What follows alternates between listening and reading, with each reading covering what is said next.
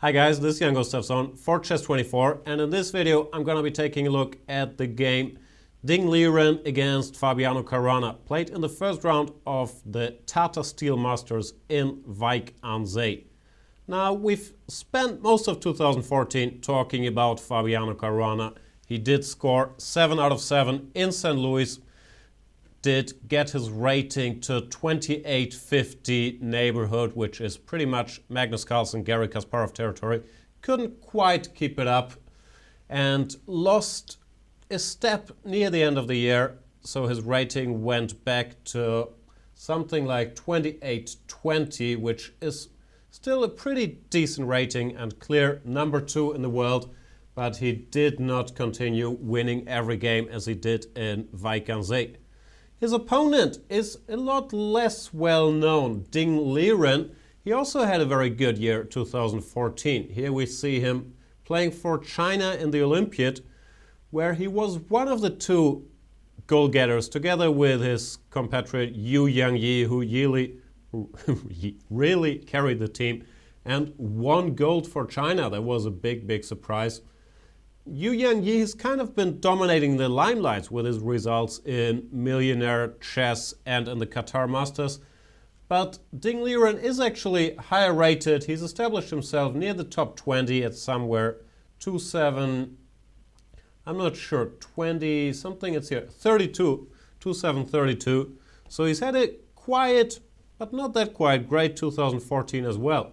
Let's see how he fares against the world number 2, Fabiano Caruana. 1 d4, Liren's main move. Knight f6, c4, g6. Caruana hints at the Grunfeld, where he's arguably, no offense to Peter Svidler and his excellent Grunfeld series on Chess24, he's arguably the biggest specialist in the world, and he's been playing it a lot. But he also recently added other openings to his repertoire. He's played quite a bit of Queen's Gambit, declined, became more unpredictable, played the Slav, did all kinds of things. However, the Grunfeld, not a surprise from Caruana. Liren plays g3. Once again, arguably the most solid line. Caruana has shown in the past that he does not like to go for real Grunfeld territory here with the move d5 if white has not committed his knight to c3, but instead he prefers the very sound c6 followed by d5, kind of maintaining the equality in the center, planning to recapture on d5 with a pawn if possible. Bishop g2, d5, knight f3, bishop g7. Castles, castles. This is interesting that Caruana declines the invitation of going d takes c4 in this position. And after castles, white has to make up his mind what to do about the c4 pawn. C takes d5, c takes d5. We've seen quite some games by the Italian superstar with the black pieces. He didn't have problems here at all. However, it would be hard to win the game from this position as well. And b3 is the move chosen by Liren. More ambitious choice, trying to not clarify the structure yet. Curiously, this is the move that was recommended by Boris Avruch in his series on what to play after 1 d4, the 1 d4 Grandmaster repertoires. And then he kind of had to fight himself because he also wrote some books on the Grunfeld, and this was the line that was covered both from the black and the white side, where he concluded that it was underrated and an interesting try. And it became a bit fashionable, mainly after Avruch wrote about it. D takes c is the most principled way to play it, the most concrete opening the position. Move like bishop f5 is very playable as well, but Caruana decides to play the most direct way, d takes c, b takes c, and now c5, playing to open this diagonal for his bishop before white is fully developed, kind of chipping away at the white center, leading to a very sharp game. Bishop to b2 is natural enough, and queen to b6 in the same spirit of playing move by move, concretely attacking something, also vacating the d8 square for his rook. This is the tabia that has been discussed quite a bit, but here Liren comes up with a surprise. The move everybody plays is the move queen to b3. This has been discussed a lot now, knight to c6 or well, many moves have been played. C takes d4, knight to e4, all kinds of options. Would have been interesting to see what Caruana has up his sleeve here, but Ding is the first to deviate from the main line, plays the move queen c1, not allowing the queen exchange, and keeping a bit more tension in the position. However, Caruana, always well prepared, blitzes out the move, c takes d4, so queen c1, no surprise for him yet. And after knight takes d4, he decides to play knight to c6. Once again, very concrete play. You could make a case for a move like bishop to d7, preparing knight to c6 in order to recapture with the bishop on c6. And it's quite possible that we will see something like this should queen c1 gain some traction. But the move played by Caruana is by no means a mistake, the most natural knight c6. It just forces him, after knight takes c6, to also accept pawn weaknesses with b takes c6. So now both sides have two weakened pawns on the queen side, which leads to an interesting strategic battle, like whose weaknesses will be easier to attack and who will manage to grab the initiative. Knight d2 is very logical. This knight is headed for b3, where it covers not only the b file but also some key squares like c5, a5, d4. Very logical move. Bishop f5, just as logical, covering this diagonal. Knight to b3. And here is the first time Caruana took time, went for the move rook ac8, which I'm not sure about. It looks a little passive. Of course, it makes sense to defend this pawn, but it also dooms the rook to kind of standing behind his pawn for now. I'm not sure. I haven't looked deeply enough into this to give a clear recommendation. Rook a d8 is a move worth investigating, using this rook a bit more actively on the d file, hoping the c6 pawn will not need cover anytime soon. One thing that might have annoyed Caruana is that after rook a d8, bishop c3, you always have to keep an eye on bishop a5 ideas, winning the exchange here. However, it would not be the end of the game, and it's certainly a move worth considering, rook a d8. We will see what the future brings. Rook a8 was played, and a very nice idea by Ding Liren, which it's quite obvious once you see it, but not a tactic one thinks of every day. He plays the move e4, which gains space and does not lose a pawn, because after knight takes e4, bishop takes g7, king takes g7, there's a cute little move g4, separating this bishop from the knight it's defending and winning a piece.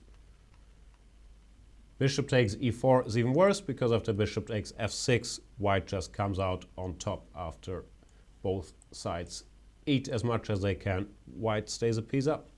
So e4, nice little move. I don't think Caruana missed this, but still a nice way to gain some space and chase his bishop away from this diagonal. Bishop to e6.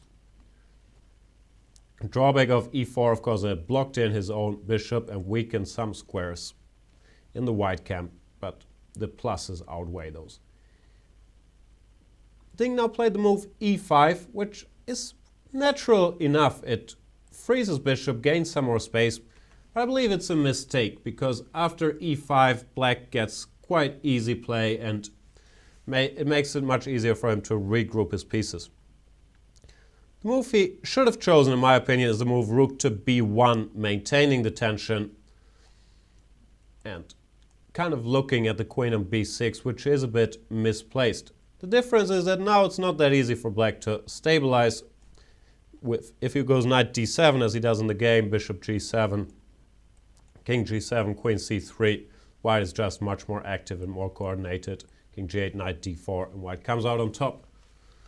So rook b1 would have asked some questions. Of course, it depends on some very concrete lines. I had a brief look, and they all seem to work for white. One example is queen a6, logical move, attacking this pawn on c4, knight c5, queen c4, bishop c4, rook fc1. And even though white, after bishop a2, is 2 pawns down temporarily, this ending is in his favor, because his pieces are so much more active, and he will regain his material with an advantage. To bishop e6, rook takes a7, white is better.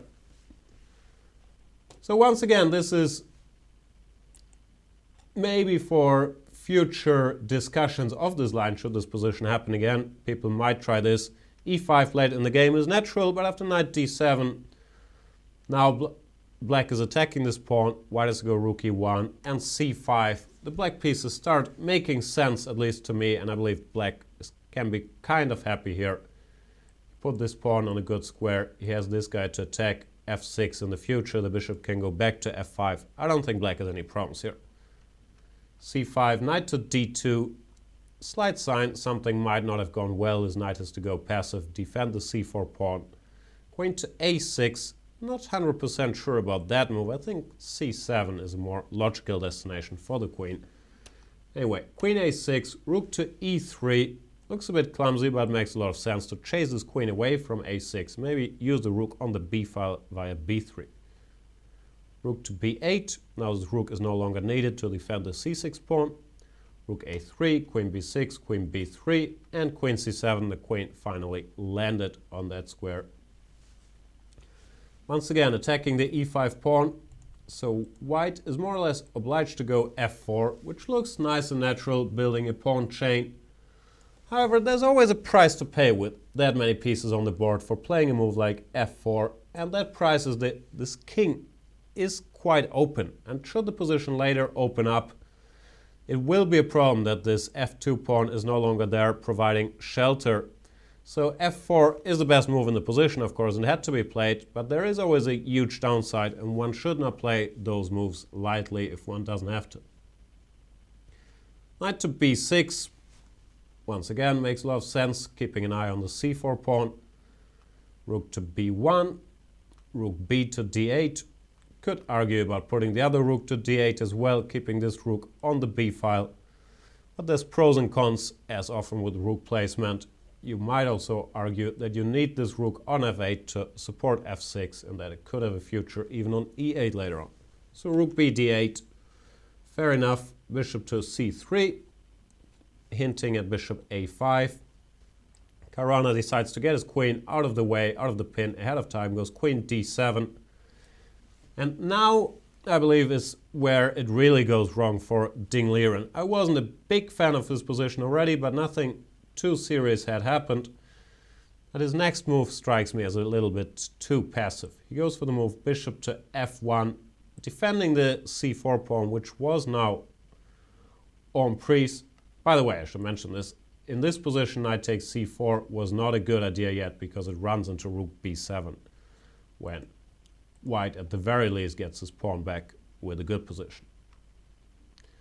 So after queen d7, Liren decided it was time to defend this pawn, but it still was not, and bishop f1 puts another piece in a passive place, really tips the balance towards black.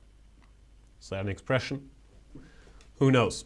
He should have played another move. Rook to b5 is a move that kind of keeps the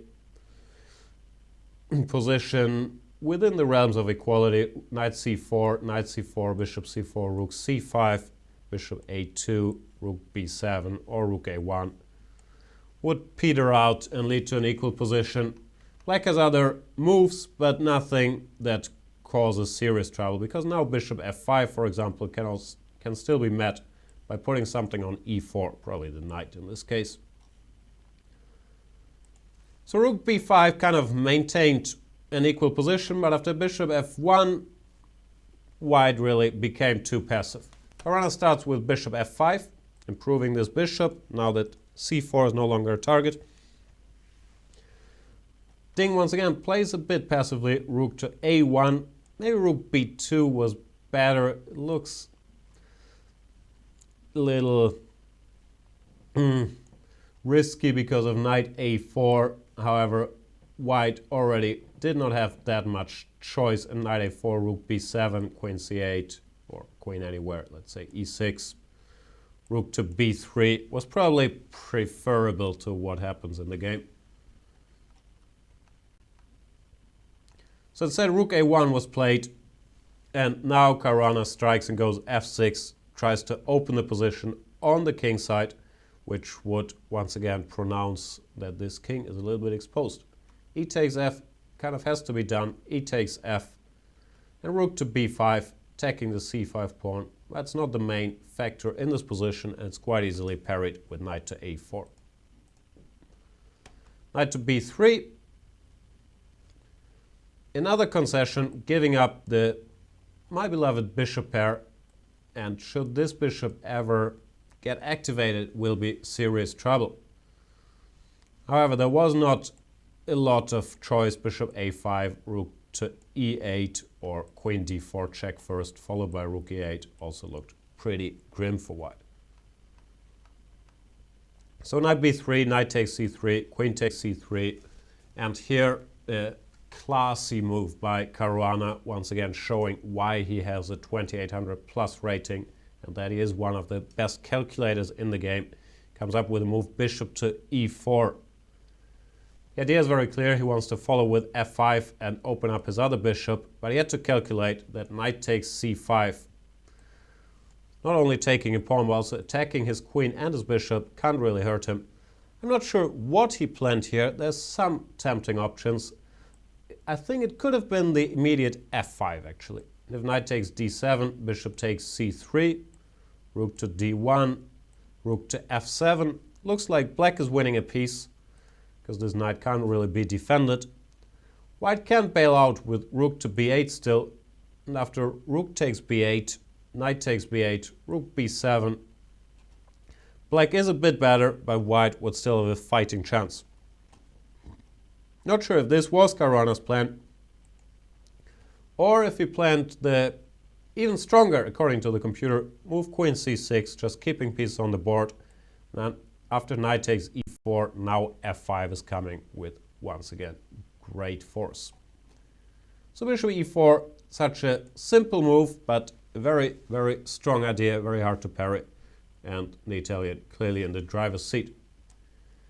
Liren tried to block f5 by playing f5 himself to buy himself some time, but he can't stop it forever. Queen takes f5, rook to e1. If now rook takes c5, rook takes c5, queen just returns, and once again f5 is a massive threat. So rook to e1, played in the same vein, trying to stop this queen from moving again to prepare f5. However, the position is just not very inspiring for white. Rook f8, defending the bishop, once again hinting at options of moving this queen somewhere. White has to take his pawn back at some point. He goes rook takes c5, knight takes c5. Was hardly any better because of bishop to c6. The problem is white's king and the two bishops black has, which will sooner or later be activated one way or the other. The position is just not defensible. Rook takes c5 played, queen goes away to d7, which is good enough, but Caruana misses a chance to finish the game immediately here. Very pretty chance actually, and one reason I chose this game. This is a very unusual and nice tactic. He could just have gone queen takes c5. Knight takes c5. Black only has a rook for the queen, but he plays a quiet f5. Finally activating his bishop, and there is absolutely nothing white can do except for resign really. Wherever his queen goes, queen a3 let's say, bishop d4 comes with tremendous force. Rook to e3, the only move, and black just goes bishop somewhere, bishop a8 let's say. White can resign. Black will pick up all the pieces with interest and likely checkmate. Try other squares for the queen, they won't help. Queen e3 is probably the best, but bishop d4 then just wins. So Caruana, who was in time trouble at the end of this game, or nearing move 40 around here, did not go for that, which is a pity, but the move queen d7 keeps all the advantages he had in the position. Once again, f5 is just going to be lethal, activating the pieces, and there is not all that much white can do against it. Queen c2 was played, f5 of course, queen to f4, hinting at rook c7, but it's not allowed. Rook to e7, h4. All a bit desperate, creating a square on h2 for the king. And here Caruana, in spite of his huge time trouble, shows his class once again and goes for a very, very strong move. I will give you 5 seconds to think of it yourself, it is quite a nice tactic in my opinion. That's 5 seconds. Went for the move a5. And this is the final nail in White's coffin, the little drop that destroys his coordination. Knight takes a5 doesn't work because of bishop to d4. Rook takes a5 was played, but it allows bishop to c3, attacking all the white rooks. So it kind of loses on the spot as well. There was nothing White could do. Black will just follow up with a4, attacking the knight, and then bishop to d4. Something's gonna drop.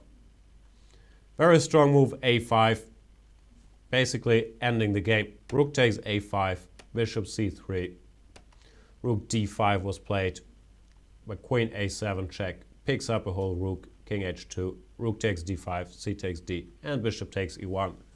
When Ding Liren is down a rook, and of course he did resign since this also moved 40, which means Caruana made the time control.